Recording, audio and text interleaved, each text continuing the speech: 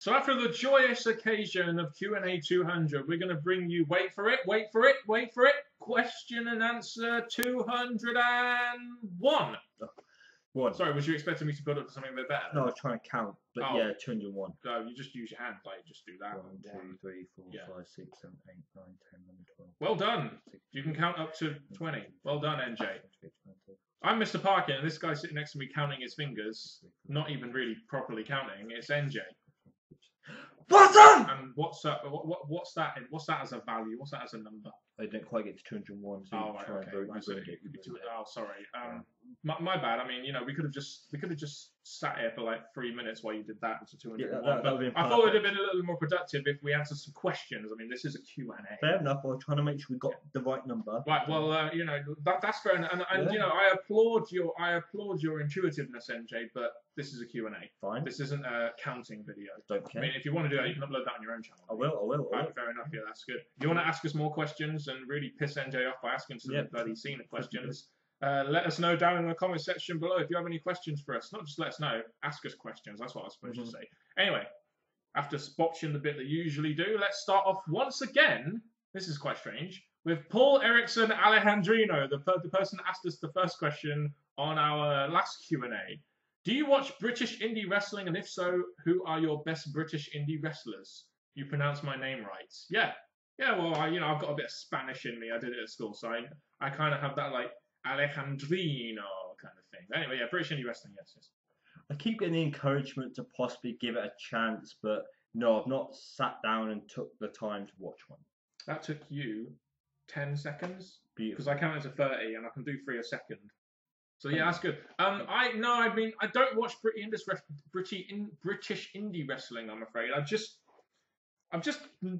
don't really have much time to watch wrestling in general. I get my fix with NXT every week, and I don't really think I need to watch any more wrestling. I mean, I've heard a lot of people, like for example, Cream Crazy, who's now the CC Network, Freddie Thomas. He watches a lot of British indie wrestling. He goes to shows, etc., and he says he has a blast. So I'm hearing from people that the British indie wrestling scene is pretty exciting. It's just that right now, the way I'm feeling about wrestling, I think NXT is enough for me, and I don't need much more than that, especially with everything else going on in my fucking life now. Yeah. What is your reaction to Rhino being on NXT? Is it, yeah? Same as TNA. Yep. Well, my initial reaction was, oh god, why the hell is Rhino in NXT? But at the same time, I said in my NXT review last week that, you know, if they're going to use Rhino on NXT, you know, let's have him work with some younger guys. You know, let's have him pass on his experience to the younger guys a little bit. And Rhino, whether we like it or not, is a guy that's kind of been there and done that to a degree in ECW and WWE and perhaps even TNA. So why, you know, having these young guys work with him would be a good experience for them in preparation for their possibly going onto the main roster. But nothing more than that, though. I wouldn't want him as NXT champion or anything. Would you have Rhino in the Hall of Fame? No. I was trying to think of going back to last week. If you haven't seen it, go back to our last week video, you'll see. It's just that obviously, he's gone to TNA, done some stuff there, but he's still been like multiple hardcore champion. He's been involved with WWE's past, so we had that list of names. If you had Rhino on there, yes, he's not actually done it big, but he's one of those ones that you were leading up to where they've just thrown people in there to fill up the numbers, and so I think Rhino might be one of those throw-in ones, but nothing. You know, yeah, he's definitely going to be in there. I'm impressed with your memory, NJ. I mean, we recorded that Q&A last week, and you remember the question. Yeah, I'm not that old yet. Bloody hell, well, well, your hairline says differently, I'm afraid. Joking! Your T-shirt says differently. Sir Lord Mark asked us a lot of questions. Might be here for a good 10 minutes. Here we go. Do you agree with this Dream Team announced team for Raw? Booker T, King Booker, Hall of Fame Booker, I see what he's doing, Face Booker T, Heel Booker T, and Tweeny Voice Booker T. The reason I say this is Cole and JBL talk so much fucking bullshit is getting on my tits while Booker actually talks wrestling. Can you imagine? Oh, this is a great match! Could you imagine like all that in one? Crazy. So much emphasis on Booker T, which if it's his final year, I don't see why they don't give him his moment. But a year of Booker T. No? I say Booker T and Stevie Ray, the tag team, would make a pretty good commentary team. But yeah, if you like Booker T, there should be like, oh, I've got a good idea. You can have it on the app. You know, have like like on like films when they do director's cuts. I've just had Booker T like doing his commentary over the show. That'd be hilarious. Why the fuck are they booking Barrett the way they are? Bad news, Barrett. BNB was actually working BNZ and forcing him to sign a contract and possibly losing at Fastlane. Had Barrett done something to piss Triple H off? Barrett, I mean, I just don't give a shit about the guy anymore. I really don't. I'm sorry. There's two things. Number one, I think he did one of those, I'm afraid I got some bad news on Triple H, but behind the scenes, and that's why he's getting all this bad stuff. But yeah, I'm disappointed with Barrett. Yes, I'm losing my hope of one day seeing him become Mr. Money in the Bank and stuff, but I think it's sad. He becomes IC champion.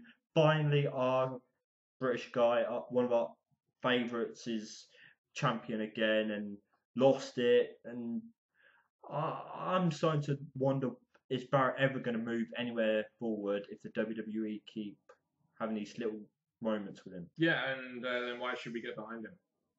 Yeah, I mean, why? What's the point? We're never going to get any satisfaction out of it, so what's the fucking point? Fuck, marry, kill. Oh dear. Bull Nakamura, a pro-Japanese wrestler back in the day, Miss Sherry and Moolah.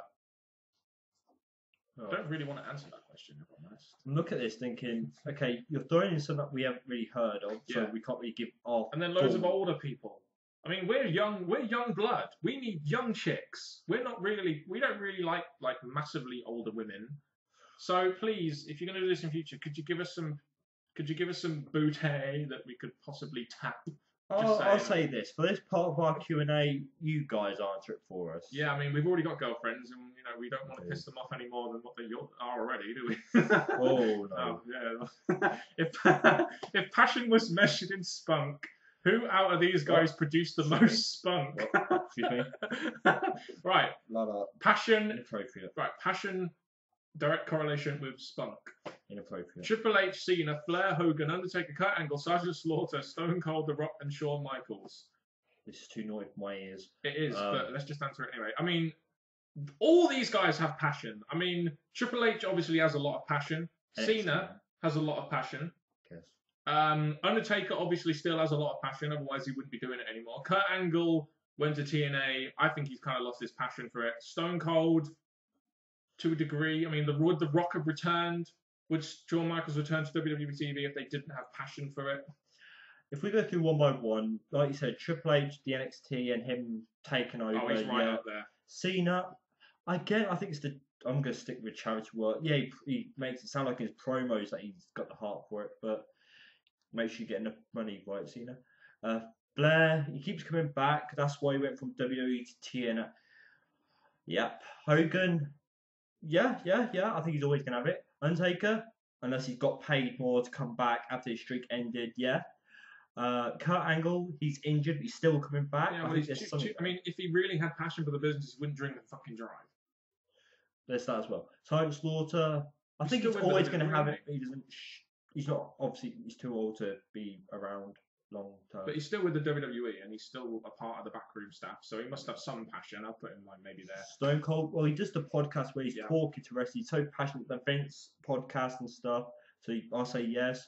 Rock, even though people have on him at WrestleManias and stuff, because obviously he comes and goes and he's only here for the money, no, I think he's got the passion. Shawn Michaels, always going to have it. Yeah, I mean, The Rock didn't have to come back from his movies or anything. He just, I reckon he did it because he had a bit of passion for it. Even though I did shit on him a little bit, I must admit he must have had some passion for it. Otherwise, he wouldn't have come back. I know the money was probably good, and I know that the film promotion was probably even better. But he must have a little bit of passion for it. Will Triple H ever go into the Hall of Fame? Because in a way, it's a sign of I ain't wrestling ever again. And if he does, are we looking at 2036? Lol. I mean. He's got many reasons. He's got many. Yeah, I just wonder though if he is part of the leadership going forward. I mean, with Vince McMahon, he doesn't put himself in his own Hall of Fame. I just wonder if it would be the same with Triple H and Stephanie, whether they couldn't put themselves in their Hall of Fame essentially if it gets passed down onto both of them.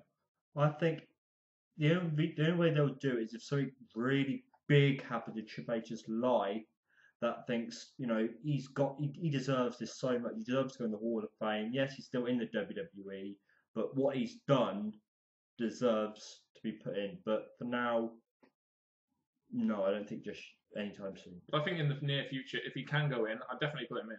Same here. And he's definitely had a Hall of Fame career. Mr. Parkin, in a clear voice, tell us your top 3 Cena matches of all time. This is a bit of a myth. You know, people think that Cena never has good matches, but he has actually had a lot of good matches. I mean, you look at the match he had against CM Punk at Money in the Bank 2011. You look at the match he had with Shawn Michaels at WrestleMania and then the Raw after. You know, more great matches. You look at like the match he had. I mean, the match against The Rock was okay, but I think he's definitely had better. I think one of his matches against Orton was quite good at the time because it was new. He's had good matches. I mean, he had a good match against Umaga, even though he beat him. I mean, he's had a lot of good matches. He had a good match against Kurt Angle. I mean, people say Cena can't have a great match, but he can when he's with Daniel Bryan, he had a good match. I mean, when he's put with the right person, and when he's in the right storyline, and in that, he can put on a good match. I think with some of those names you listed, they're the ones who help the match to be good for Cena. But there's some, like, I think with CM Punk made it good. I think with The Rock made it good. But with like Umaga, yeah, Cena made it look good for Umaga. But that's how I feel. How about Wade Barrett versus Sheamus, English versus the Irish, brawlers and bashers?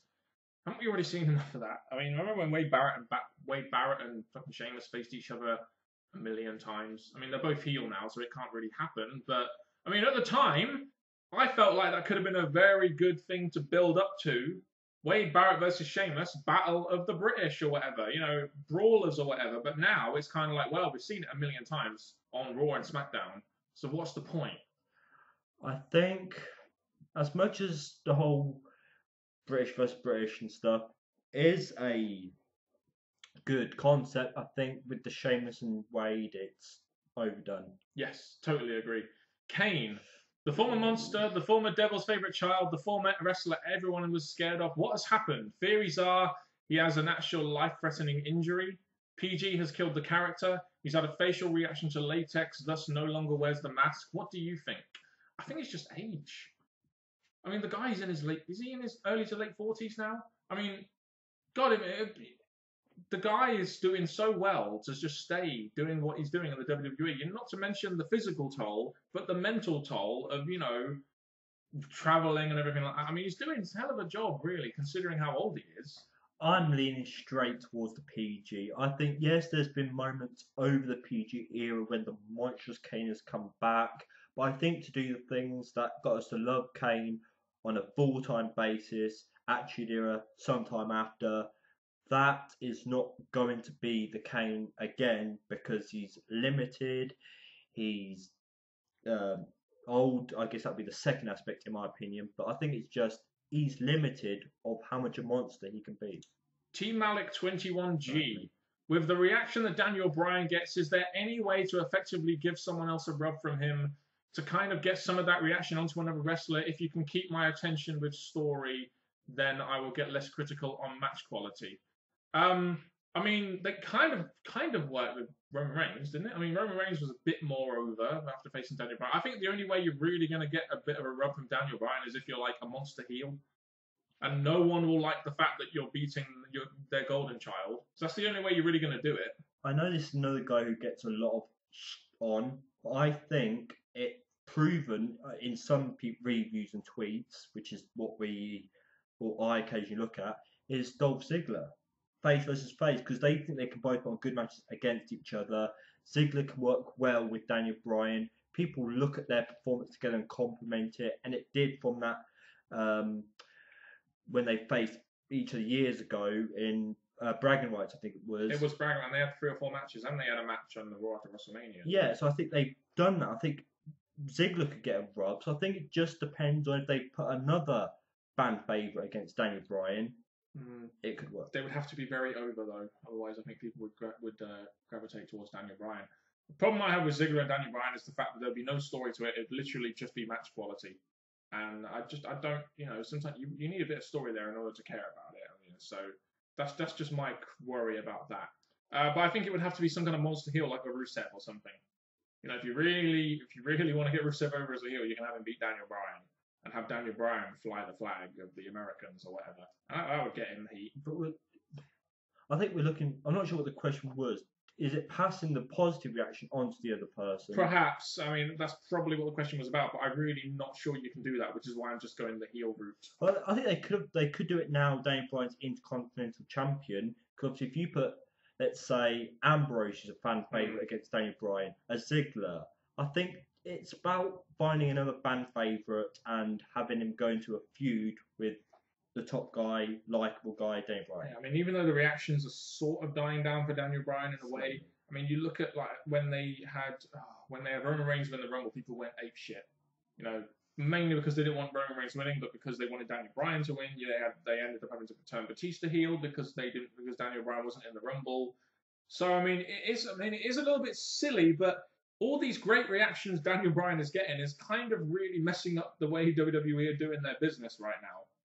I mean, it seems like if you go against Daniel Bryan, no matter what you are, no matter where you've been, you're just unanimously going to get booed if Daniel Bryan doesn't win. Yeah, that's just the way it is now. It's kind of messed up a bit, hasn't it, the WWE's direction? Well, at the same time, as much as I'm not a huge Daniel Bryan fan, it's like Austin says, listen to what the crowd want. Yes, if Vince listened to the crowd, Daniel Bryan would be getting all the spots going forward. But I think, to be honest, pushing Daniel Bryan, if he's the one who's getting the most reaction, he's the one who fans want to see. Yeah, he doesn't have to win every match, be pushed to the top like that. But I think run with him a bit more. Being the Blade 236. When will Kane and Big Show piss off and stop wrestling? I don't think they should piss off and stop wrestling necessarily. I just think their role in WWE needs to be lessened a little bit. They don't need to be on TV as much and in such big spots.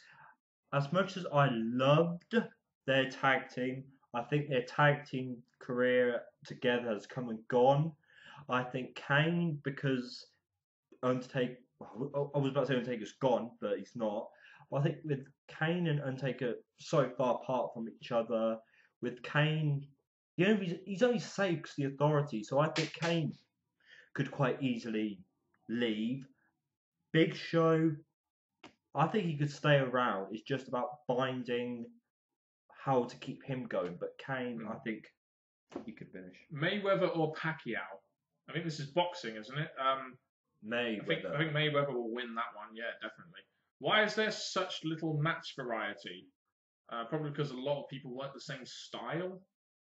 I assume by that you mean that people wrestle the same style.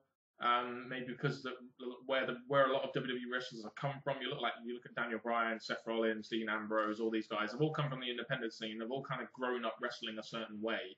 Despite the fact WWE have tried to change them a little bit, it's still going to be in the back of their head that they're going to want to do spot. There's that, and the fact that Raw, joining that into the fact is they don't do various match types. It's always single match, tag match, fatal four-way, triple threat. Not using a few no disqualifications, but hardcore matches, anywhere fall, submission, ultimate submission, all those kind of fancy stuff.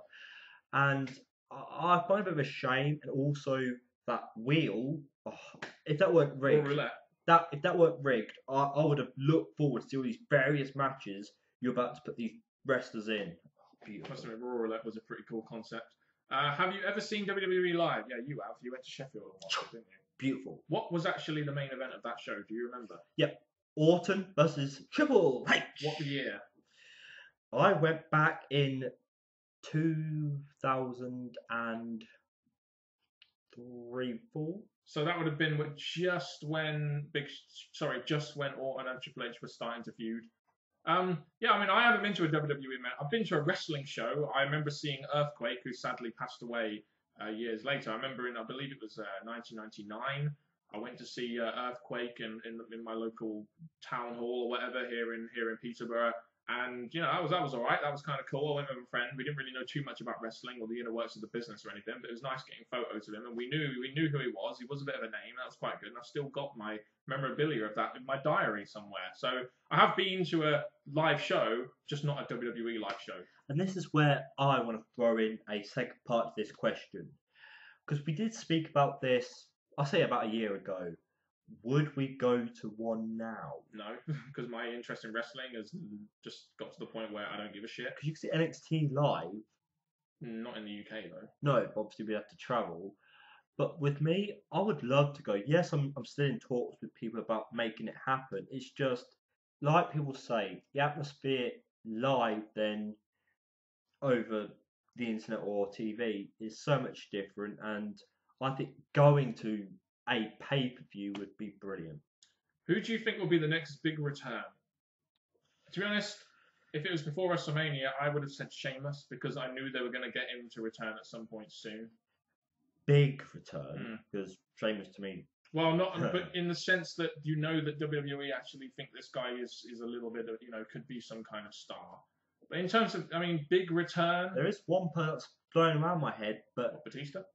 No.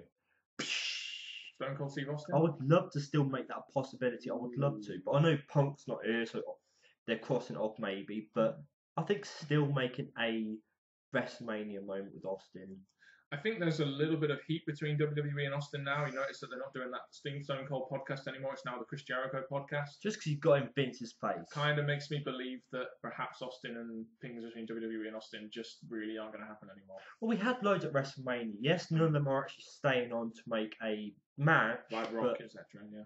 Rock, well, yeah, I think Rock is, but I think with like Shawn Michaels, NWO, DX, there's things we could get out of them, but I don't think Vince is running with them to make a possibility of another match with them in. Like we had Farouk, Bradshaw, they didn't really run with that. So I think they've had possibilities, but nothing came from it. If you can think of any, please let us know in the comment section, as that is the end of yet another Q&A. Another Q&A where we've gone over the 20-minute mark. I'm glad about that because these are the best videos of the week. So much variety, people asking us questions, and it just keeps us going and entertained. Yeah, you can tell how much you enjoy it by the way how you bloody move your hands everywhere, and that's how you can tell you're enjoying something. Oh, don't start counting again. That's been it from us, the British Fist.